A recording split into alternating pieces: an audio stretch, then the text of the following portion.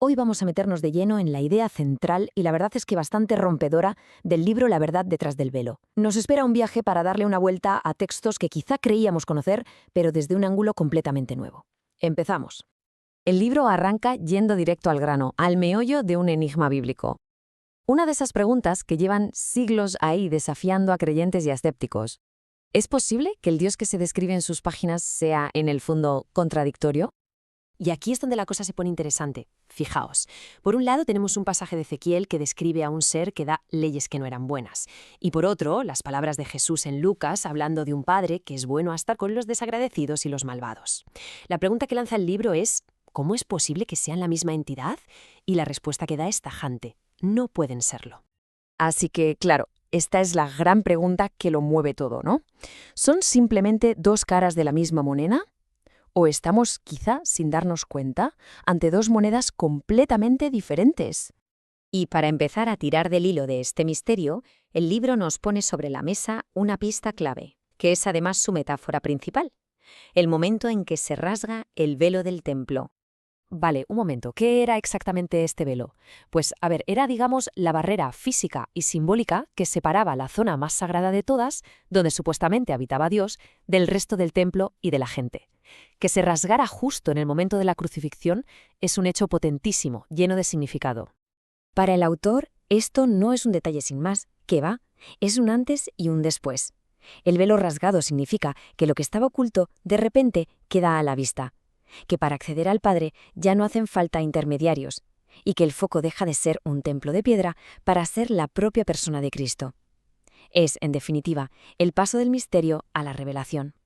Pero ojo, que todo esto no se queda solo en simbolismos e interpretaciones. El autor utiliza una herramienta muy potente y muy antigua de la lógica para analizar estas contradicciones de las que hablábamos. Y esa herramienta es un pilar del pensamiento, el principio de no contradicción. Viene de Aristóteles y la idea es súper sencilla. Algo no puede ser y no ser al mismo tiempo y en el mismo sentido. Una cosa no puede ser blanca y a la vez no blanca.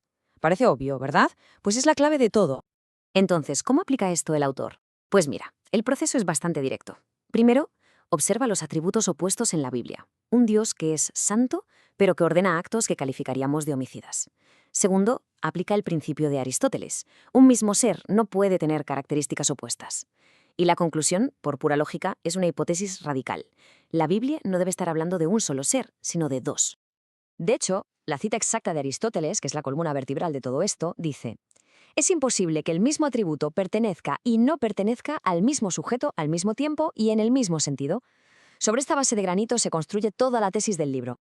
Claro, si seguimos este hilo lógico, llegamos a la conclusión más provocadora del libro, la que, si se acepta, lo cambia absolutamente todo. El meollo de la cuestión, la hipótesis central, es esta. La Biblia no estaría hablando de un único Dios con, digamos, cambios de humor. No, estaría registrando la interacción de la humanidad con dos entidades espirituales completamente distintas y, de hecho, opuestas. Y es que, si los pones frente a frente, las diferencias son brutales.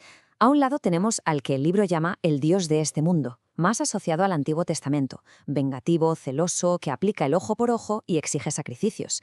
Al otro lado, el Padre Celestial del Nuevo Testamento, amoroso, misericordioso, que pide poner la otra mejilla y amar a los enemigos.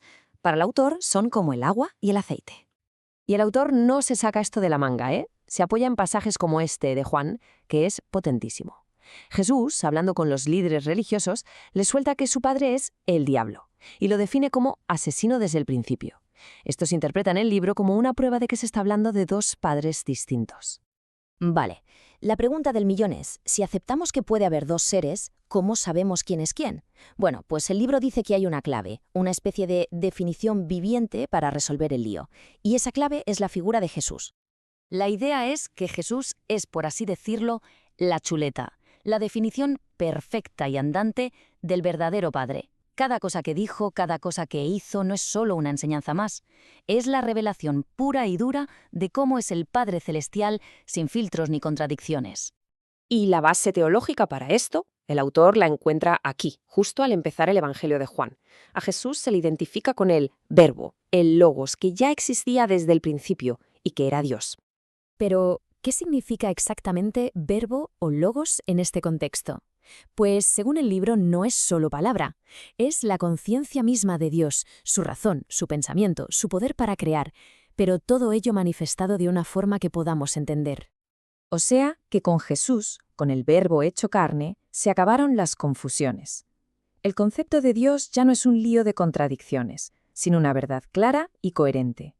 Jesús es el criterio definitivo para entender quién es el verdadero Padre. Bueno, pues vamos a atar cabos, resumamos todo el argumento y veamos qué implica, volviendo a esa imagen inicial del velo que se rasga.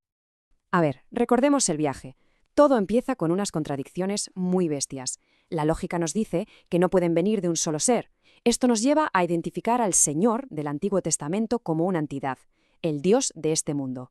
Y entonces aparece Jesús, el Logos, que revela al verdadero Padre, cuya naturaleza es 100% amor, verdad y vida, sin nada de venganza ni muerte.